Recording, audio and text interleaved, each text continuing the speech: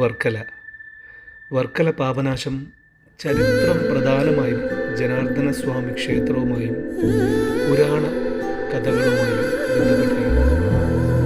നാരായണ ഗുരുവിൻ്റെ സന്ദർശനങ്ങളാൽ പ്രശസ്തമായ ഈ പ്രദേശം ദക്ഷിണകാശി എന്നും അറിയപ്പെടുന്നു. പാപങ്ങൾ നശിപ്പിക്കുന്ന സ്ഥലമെന്ന നിലയിൽ പിതൃതർപ്പണത്തിനും മോക്ഷപ്രാപ്തിക്കും ഇത് പ്രധാനമാണ്. പുരാതന കാലത്ത് ഒരു തുറമുഖം കൂടിയായിരുന്നു ഇത്.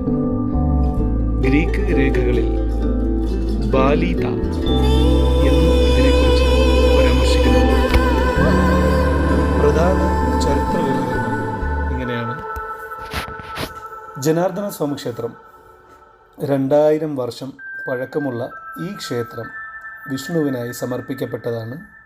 ഇവിടെ ദർശനം നടത്തിയാൽ പാപങ്ങൾ തീർന്ന് മോക്ഷം ലഭിക്കുമെന്നാണ് വിശ്വാസം. 2. പാപനാശം. നാരായണ ഗുരുവിൻ്റെ നിർദ്ദേശപ്രകാരം വൽക്കലം അഥവാ വസ്ത്രം കടലിൽ നിക്ഷേപിച്ചതിനാലാണ് ഈ സ്ഥലത്തിന് പാപനാശം എന്ന് പേര് വന്നതെന്ന് ഒരു ഐതിഹ്യവുമുണ്ട്. 3. ദക്ഷിണകാശി.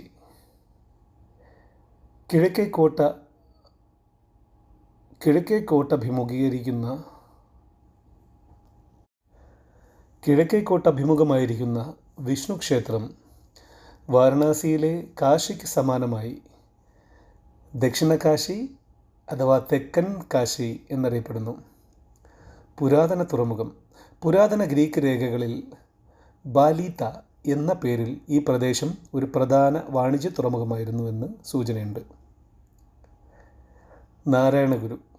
ശ്രീനാരായണ ഗുരു ഈ സ്ഥലത്ത് എത്തിച്ചേർന്ന് അദ്വൈതാശ്രമം സ്ഥാപിച്ചു.